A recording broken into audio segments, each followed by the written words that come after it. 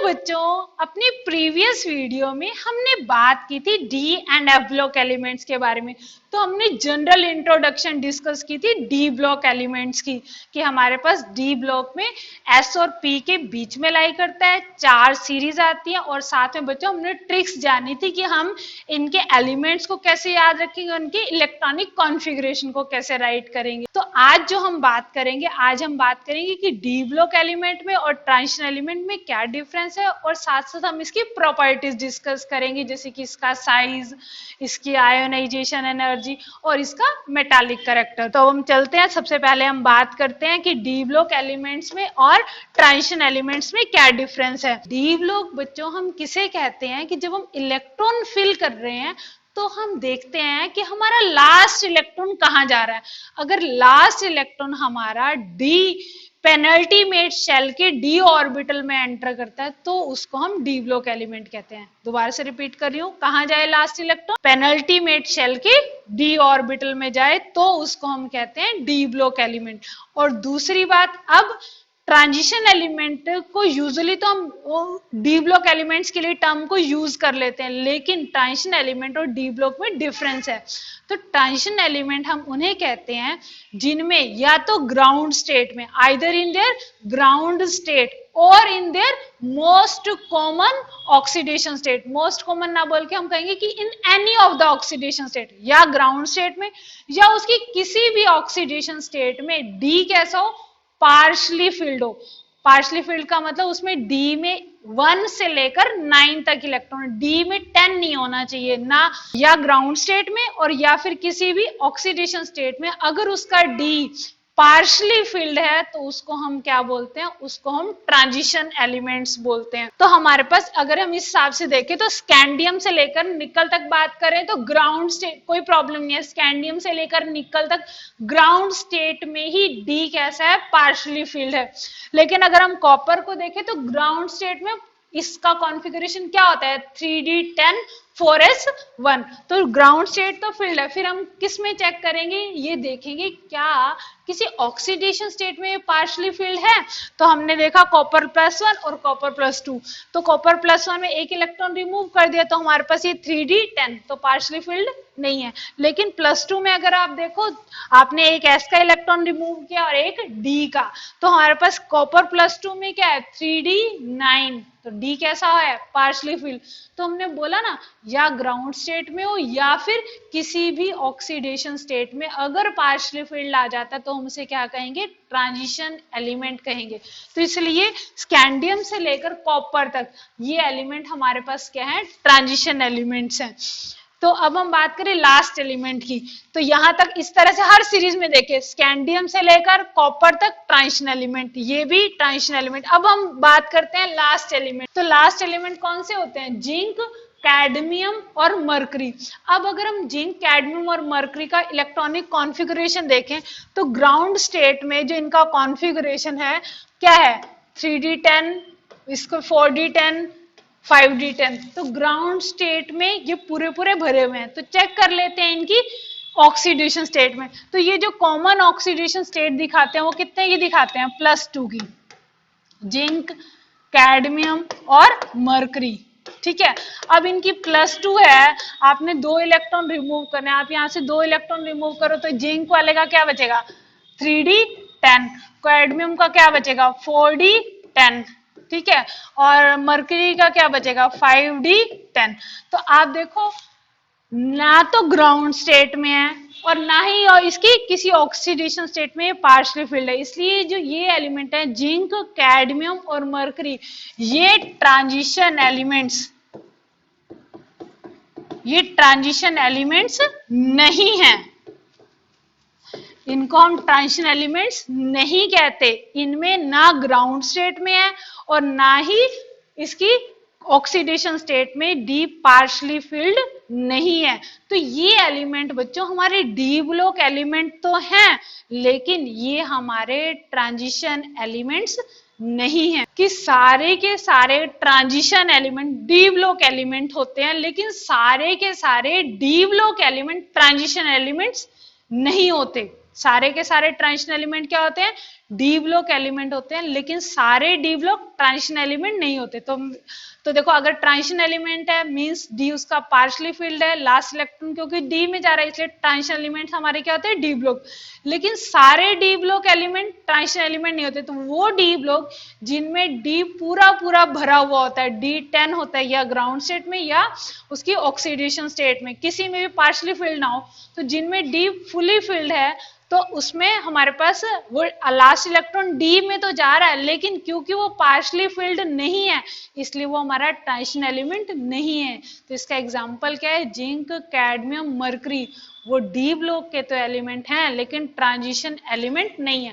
हम इन्हें स्टडी उनके साथ ही करेंगे, जिंक, कैडमियम, मरकरी को स्टडी हम डी ब्लॉक में ही करेंगे, लेकिन इसकी प्रॉपर्टी बाकी ट्रांजिशन एलिमेंट से क्या है, डिफरेंट। इसके बाद हम नेक्स्ट चलते हैं, इनकी बात करते हैं इनकी फिजिकल और केमिकल प्रॉपर्टी की। अगर आपको आपने +1 में थर्ड जो चैप्टर पढ़ा था पीरियोडिक क्लासिफिकेशन, तो वहां हमने बड़ी इंपॉर्टेंट बात डिस्कस की थी कि जो प्रॉपर्टीज होती हैं वो मेनली किस पे डिपेंड करती हैं, वैलेंस शेल के इलेक्ट्रॉन पे डिपेंड करती हैं।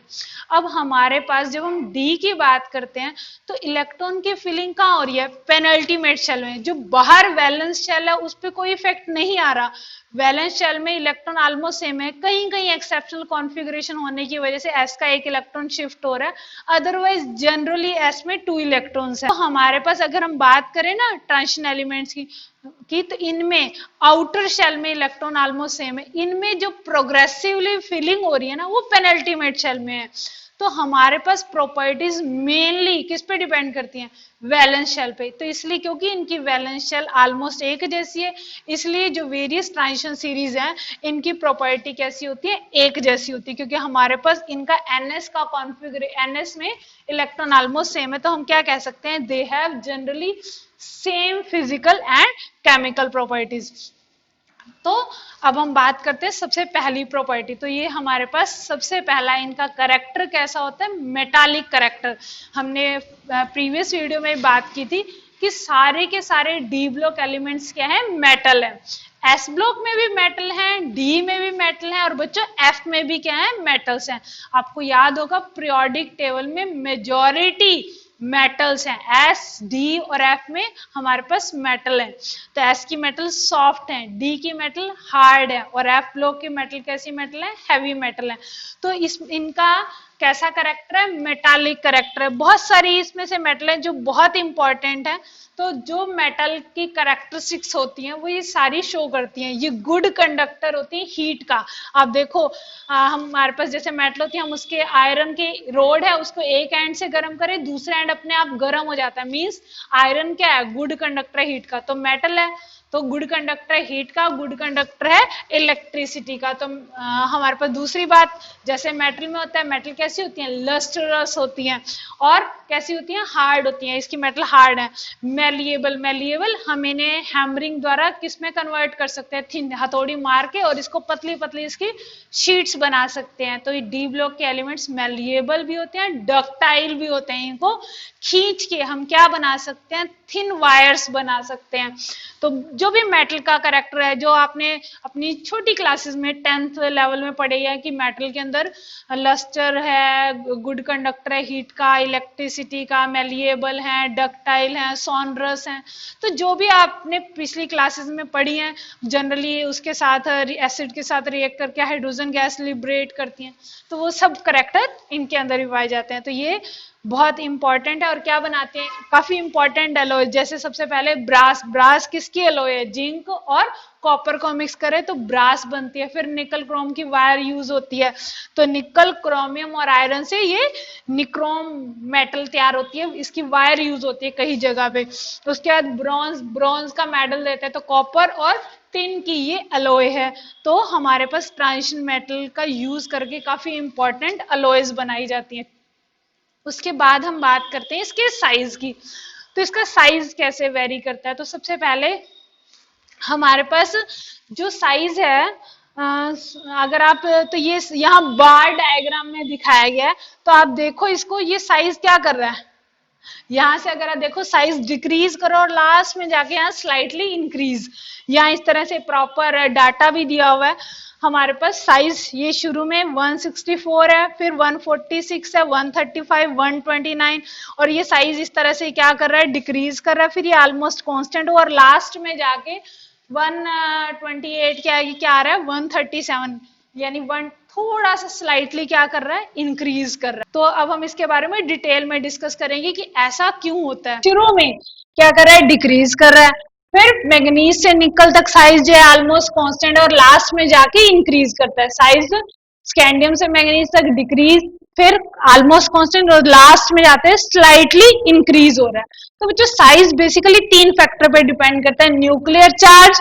Number of shells, screening effect. अब अगर आप देखो यहाँ पे नंबर ऑफ शेल्स तो कोई रोल प्ले कर ही नहीं रही, क्योंकि शेल में ना इंक्रीज हो रहा है ना डिक्रीज हो रहा है, तो ये फैक्टर तो कैंसल है। अब हमारे पास चेंज हो रहे हैं 2 फैक्टर। सबसे पहला फैक्टर कौन सा है, न्यूक्लियर चार्ज।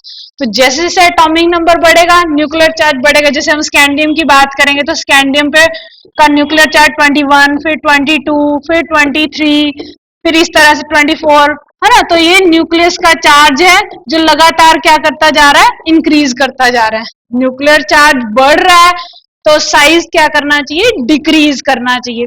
लेकिन अब दूसरा जो फैक्टर है स्क्रीनिंग इफेक्ट, उसका क्या रोल है। अगर हम स्क्रीनिंग इफेक्ट की बात करें तो शुरू में जो हमारे पास यहाँ स्क्रीनिंग इफेक्ट का बच्चों बहुत इंपॉर्टेंट रोल है, क्योंकि हम जो यहाँ इलेक्ट्रॉन फिल कर रहे हैं ना, वो कहाँ फिल कर रहे हैं, वो हम पेनल्टीमेट शेल में कर रहे हैं। और अगर आपको याद हो स्क्रीनिंग इफेक्ट क्या चीज होती है, स्क्रीनिंग इफेक्ट होता है रिपल्शन फोर्स। स्क्रीनिंग इफेक्ट होता है repulsion force felt by valence electron due to inner completed field shell.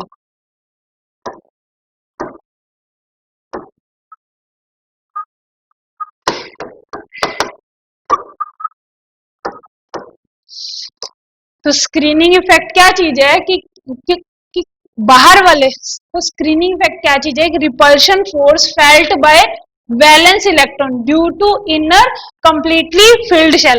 अंदर वाली पूरी पूरी भरी हुई शेल के इलेक्ट्रॉन के द्वारा बाहर वाली शेल के इलेक्ट्रॉन के ऊपर जो रिपल्शन फोर्स लगता है, जो क्या लगता है, रिपल्शन फोर्स, वो हमारे पास है स्क्रीनिंग इफेक्ट। अब क्योंकि जो यहाँ इलेक्ट्रॉन फिल हो रहे हैं वो कहाँ फिल हो रहे हैं, अंदर वाले डी ऑर्बिटल में। तो यहाँ हमारे पास क्या कॉन्फ़िगरेशन आएगा, 3d1, 3d2, 3d डी में इलेक्ट्रॉन प्रोग्रेसिवली फिल हो रहे हैं।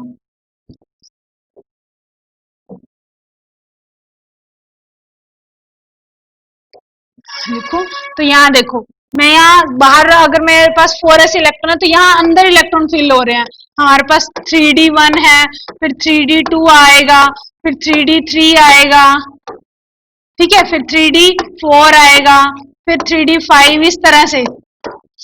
तो आप देखो हमारे जो इलेक्ट्रॉन फिल हो रहे हैं अंदर फिल हो रहे हैं, तो अंदर फिल होंगे तो पहले जब डी में एक है इलेक्ट्रॉन, तो स्क्रीनिंग इफेक्ट अंदर वाली शेल के इलेक्ट्रॉन जो है वो बाहर वाली शेल के इलेक्ट्रॉन को क्या करेंगे, ये वाले जो इलेक्ट्रॉन है अंदर वाले वो बाहर वालों को क्या करते हैं, रिपेल करते हैं।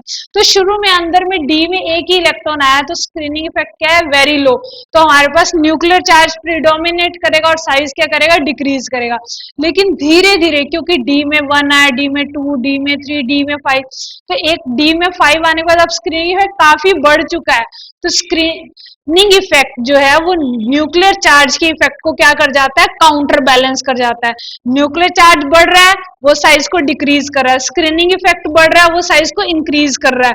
तो पहले स्क्रीनिंग इफेक्ट कम है, न्यूक्लियर चार्ज का इफेक्ट प्रिडोमिनेट कर रहा है और साइज डिक्रीज कर रहा है। लेकिन फिर क्या हुआ, स्क्रीनिंग इफेक्ट धीरे धीरे बढ़ रहा है और बढ़ता हुआ स्क्रीनिंग इफेक्ट न्यूक्लियर चार्ज को क्या कर जाता है, काउंटर बैलेंस कर जाता है। और इसके इस काउंटर बैलेंस करने की वजह से साइज कैसा हो जाता है, साइज ऑलमोस्ट सेम हो जाता है। और फिर लास्ट में जाके स्क्रीनिंग इफेक्ट क्या कर गया, प्रीडोमिनेट कर गया। स्क्रीनिंग इफेक्ट डी में 10 आ गया तो स्क्रीनिंग इफेक्ट बहुत ज्यादा बढ़ गया, तो वो न्यूक्लियर चार्ज के इफेक्ट को प्रीडोमिनेट कर जाता है। रिजल्ट क्या होता है, साइज हमारे पास क्या होता है, बढ़ जाता है। तो सबसे पहले हमारे पास कौन सा फैक्टर था, न्यूक्लियर चार्ज।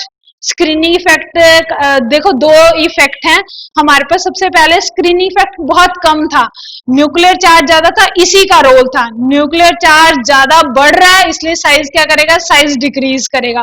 फिर धीरे धीरे क्या हुआ, स्क्रीनिंग इफेक्ट बढ़ गया, तो इसने इस इफेक्ट को क्या कर दिया, काउंटर बैलेंस। भी एक रस्सी थी, एक इधर से खींच रहा था, एक इधर से खींच रहा था, एक साइज को घटा रहा था, एक साइज को बढ़ा रहा था, तो रिजल्ट क्या हुआ, साइज ऑलमोस्ट कांस्टेंट हो गया। तो दोनों अपोजिंग इफेक्ट ने एक दूसरे को न्यूट्रलाइज कर दिया। और फिर क्या हुआ, लास्ट में आते आते स्क्रीनिंग इफेक्ट बहुत बढ़ रहा है, तो स्क्रीनिंग इफेक्ट इसको ओवर पावर कर जाता है इन न्यूक्लियर चार्ज की इंक्रीज इफेक्ट को। रिजल्ट क्या होता है, हमारे पास साइज इंक्रीज कर जाता है। तो शुरू में साइज डिक्रीज क्योंकि न्यूक्लियर चार्ज के इफेक्ट की वजह से, फिर साइज ऑलमोस्ट कांस्टेंट, और लास्ट में जाके साइज क्या कर जाता है, इंक्रीज। ठीक है, तो यहां दिखाया है साइज का ये पैटर्न जो भी मैंने ड्रॉ किया। अब बात करते हैं हम थर्ड ट्रांजिशन सीरीज और सेकंड ट्रांजिशन सीरीज और थर्ड ट्रांजिशन सीरीज के बारे में। तो सेकंड ट्रांजिशन और थर्ड ट्रांजिशन सीरीज का साइज अगर आप देखो ना तो ऑलमोस्ट सेम है। क्यों सेम है, यूजुअल ट्रेंड क्या होना चाहिए था, नीचे जाते हुए हमारे पास साइज बढ़ना चाहिए, क्योंकि नंबर ऑफ शेल्स बढ़ रही होती है। न्यूक्लियर चार्ज बढ़ रहा होता है लेकिन साथ साथ नंबर ऑफ शेल्स भी बढ़ रही होती है, स्क्रीनिंग इफेक्ट भी बढ़ रहा होता है, तो रिजल्ट क्या निकलता है, नीचे जाते हुए साइज क्या करता है, इंक्रीज करता है। तो जब हम बच्चों फर्स्ट ट्रांजिशन सीरीज से सेकंड ट्रांजिशन सीरीज पे जाते हैं, साइज इंक्रीज करता है। लेकिन जब हम सेकंड ट्रांजिशन सीरीज से थर्ड ट्रांजिशन सीरीज पे जा रहे हैं, जब हम सेकंड ट्रांजिशन सीरीज से हमारे पास सेकंड ट्रांजिशन सीरीज से हम जब थर्ड ट्रांजिशन सीरीज पे अगर हम जा रहे हैं, तो आप देखो यहाँ यहाँ हमारे पास जो लेंथेनम है, लेंथेनम का एटॉमिक नंबर कितना होता है, लेंथेनम का अगर आपको याद हो 57 नंबर बताया था मैंने आपको, और हॉफिनियम का नंबर कितना होता है, 72 नंबर होता है। तो लेंथेनम और हॉफिनियम, ये इसके बीच में यहाँ इस जगह पे जो 14 एलिमेंट 14 एलिमेंट्स है ना, उसमें 14 एलिमेंट्स हैं जिनमें हमारे पास किसकी फिलिंग होती है, एफ में फिलिंग होती है। और एफ में जो फिलिंग होती है, एफ का कैसा शील्डिंग इफेक्ट होता है, एफ का बहुत ही ज्यादा पुअर शील्डिंग इफेक्ट होता है। कैसा शील्डिंग इफेक्ट होता है, पुअर शील्डिंग इफेक्ट होने की वजह से हमारे पास ये जो 14 इलेक्ट्रॉन का पुअर शील्डिंग इफेक्ट होने की वजह से, वो आप इलेक्ट्रॉन तो आए लेकिन उनका शील्डिंग इफेक्ट बहुत पुअर है, वो तो न्यूक्लियर चार्ज, रिजल्ट क्या होता है, इफेक्टिव न्यूक्लियर चार्ज बढ़ जाता है। इफेक्टिव न्यूक्लियर चार्ज बढ़ जाता है तो इसलिए साइज क्या करता है, डिक्रीज करता है। तो हमारे पास उन 14 इलेक्ट्रॉन के पुअर शील्डिंग की वजह से लैंथेनाइट सीरीज में पूरा साइज क्या करता है, डिक्रीज करता है। और रिजल्ट क्या होता है, यहाँ लगातार डिक्रीज होने की वजह से फर्दर इन दोनों का साइज क्या हो जाता है, ऑलमोस्ट एक जैसा। आप देखो जिरकोनियम और ऑफिनियम 145 144, नायोबियम 134 134, 129 130, तो इनका साइज कैसा है, ऑलमोस्ट एक जैसा। तो हमारे पास फर्स्ट ट्रांजिशन 3D से 4D सीरीज में जाएंगे, साइज बढ़ेगा, लेकिन 4D से 5D, 4D और 5D सीरीज का साइज कैसा होता है, ऑलमोस्ट सेम होता है। क्यों सेम होता है, ड्यू टू लेंथेनाइड कॉन्ट्रैक्शन की वजह से, क्योंकि हमारे पास जो थर्ड सीरीज है उसमें 14 एलिमेंट्स की फिलिंग एफ में हुई है, और एफ का कैसे इफेक्ट है, पुअर शील्डिंग इफेक्ट, जिसकी वजह से रिजल्ट, इसकी वजह से कंसिक्वेंसेस क्या निकले, हमारे पास सेकेंड और थर्ड ट्रांजिशन सीरीज का साइज कैसा हो गया, एक जैसा हो गया। आप यहां से भी देख सकते हैं, ये यहाँ कॉन्फ़िगरेशन में यहाँ दिखाया हुआ है, क्या भरा हुआ है, 4F पूरा पूरा भरा हुआ है। तो यहाँ अगर आप इस ग्राफ को देखो तो हमारे पास ऑलमोस्ट ये जो रेड और ब्लू लाइन है वो ऑलमोस्ट एक दूसरे के साथ ओवरलैप कर रही हैं। क्यों, क्योंकि थर्ड ट्रांजिशन सीरीज और फोर्थ ट्रांजिशन सीरीज का साइज ऑलमोस्ट कैसा है, सेम है। उसके बाद नेक्स्ट हम बात करें, बच्चे एक बात और मैं यहाँ मैं आपको और बताना चाहूंगी कि अगर आपसे कोई पूछे, जैसे यूजुअल तो क्या है, सेकंड और थर्ड ट्रांजिशन सीरीज का साइज सेम है, लेकिन हमारे पास स्कैंडियम की अगर हम बात करें, स्कैंडियम है, यूट्रियम है, और उसके नीचे क्या आता है, लैंथेनम। तो अगर हम इनकी बात करें तो हमें क्या क्या है, यूट्रियम और लैंथेनम का साइज सेम होगा। तो आप देखो लैंथेनम में 4F इलेक्ट्रॉन नहीं आए हैं, इसलिए यहाँ साइज नॉर्मल होगा। स्कैंडियम से ज्यादा साइज होगा यूट्रियम का, यूट्रियम से ज्यादा साइज होगा लेंथेनम का। तो हमारे पास इनका साइज नॉर्मल वे में इंक्रीज करता है। बाकी जो एलिमेंट है बाकी की बात करेंगे तो हमारे पास सेकंड और थर्ड ट्रांजिशन सीरीज का ऑलमोस्ट साइज कैसा होगा, सेम होगा। बाद हम बात करते हैं बच्चे इनके मेल्टिंग पॉइंट के बारे में। तो मेल्टिंग पॉइंट कैसे वेरी करता है, तो मेल्टिंग पॉइंट क्या करता है, पहले इंक्रीज करता है और फिर उसके बाद हमारे पास एक एक्सेप्शनल बिहेवियर है, यहाँ मैग्नीज, यहाँ टेक्नीशियम, यहाँ एक डिप आ रही है और फिर क्या कर रहा है, डिक्रीज कर रहा है। तो मैग्नीज और टेक्नीशियम को छोड़ के पहले इंक्रीज और फिर क्या कर रहा है, डिक्रीज कर रहा है। तो एक्चुअल में जो हमारे पास मेल्टिंग पॉइंट है वो किस पे डिपेंड करता है, मेल्टिंग पॉइंट में हमने मेल्टिंग पॉइंट डिपेंड करता है नंबर ऑफ अनपेड इलेक्ट्रॉन्स पे। तो शुरू में अगर हम देखें तो नंबर ऑफ अनपेड इलेक्ट्रॉन, जैसे डी में 1, तो एक ही इलेक्ट्रॉन है, अनपेड इलेक्ट्रॉन है। फिर नंबर ऑफ अनपेड इलेक्ट्रॉन की, तो अगर हम क्रोमियम में देखें तो यहाँ बच्चों क्या है, maximum number of unpaired electron है। और फिर हमारे पास फिर ये मैग्नीज है, कम 5 हो गए। फिर इसके बाद यहाँ हमारे पास अनपेड इलेक्ट्रॉन कितने हैं, 4 हो गए हैं। फिर यहाँ हमारे पास 3, 2 और फिर 0। ठीक है, तो हमारे पास जो अनपेड इलेक्ट्रॉन है वो पहले बढ़ रहे हैं और फिर अनपेड इलेक्ट्रॉन क्या कर रहे हैं, घट रहे हैं। तो देखो इनकी वजह से क्या होता है, तो हमारे पास शुरू में हमारे पास क्रोमियम तक जाएं, अगर हम सीरीज की बात करें स्कैंडियम से लेकर के अगर हम क्रोमियम तक जाएं और क्रोमियम से लेकर फिर हम जाएं जिंक तक, तो शुरू में हमारे number of except magnesium exception है। क्यों एक्सेप्शन है, इसकी एग्जैक्टली हाफ फील्ड कॉन्फ़िगरेशन की वजह से और इसके टिपिकल स्ट्रक्चर, इसका टिपिकल स्ट्रक्चर होता है उसकी वजह से भी।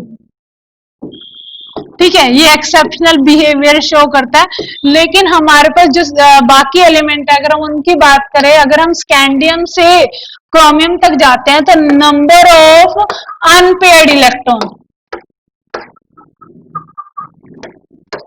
ठीक है, वो क्या कर रहे हैं, number of unpaired electron increase कर रहे हैं। और अगर हम यहां जाते हैं तो नंबर ऑफ अनपेड इलेक्ट्रॉन क्या कर रहे हैं, डिक्रीज कर रहे हैं। Number of unpaired electron increase करेंगे तो क्या होगा, मेटल मेटल बॉन्डिंग, हमारे पास मेटल मेटल बॉन्डिंग होगी, वो भी क्या करेगी, इंक्रीज करेगी। और अगर जब number of unpaired electron decrease करेंगे तो मेटल मेटल बॉन्डिंग डिक्रीज करेगी। तो रिजल्ट क्या होगा, जो हमारा मेल्टिंग पॉइंट है वो शुरू में इंक्रीज करेगा और बाद में क्या करेगा, डिक्रीज करेगा। तो डायरेक्ट कोरिलेशन है किसके साथ, हमारे पास डायरेक्ट कोरिलेशन है अनपेड इलेक्ट्रॉन के साथ। तो हमारे पास जो मैक्सिमम है, maximum number of unpaired electron है क्रोमियम में। क्रोमियम के नीचे याद रखो करोड़ मोल वाला, तो क्रोमियम के नीचे आता है मोलिब्डेनम, उसमें भी 6, फिर टंगस्टन इसमें भी 6। तो ये हमारे पास जो नीचे जाते हैं मेल्टिंग पॉइंट क्या करता जाएगा, बढ़ता जाएगा। जो हैवियर एलिमेंट्स होते हैं उनकी हमारे पास जो टेंडेंसी है, हैवियर एलिमेंट देखो ये करोड़ मोल वाला, तो हमारे पास ये जो ये टिप है हर एक कर्व की, यहाँ इस टिप को देखें तो ये टिप ये टिप ये टिप, तो ये हमारे पास किसको रिप्रेजेंट करती है, मैक्सिमम को। तो हमारे पास क्रोमियम का, दूसरी सीरीज में मोलिब्डेनम का और तीसरी सीरीज में टंगस्टन का हमारे पास कैसा हाईएस्ट। तो अगर हम नीचे जाते हुए बात करें तो हैवियर जो एलिमेंट्स हैं उनके मेटालिक बॉन्ड बनाने की टेंडेंसी कंपैरेटिवली ज्यादा होती है, इसलिए नीचे जाते हुए मेल्टिंग पॉइंट क्या करता है, इंक्रीज करता है। उसके बाद नेक्स्ट हम चलते हैं आगे। तो 3D से ज्यादा है 4D सीरीज का, 4D से ज्यादा हमारे पास क्या है, 5D सीरीज का है। इसकी वीडियो में इतना ही, फिर नेक्स्ट वीडियो में हम डिस्कस करेंगे इसकी दूसरी प्रॉपर्टीज के बारे में। तो ओके, थैंक यू।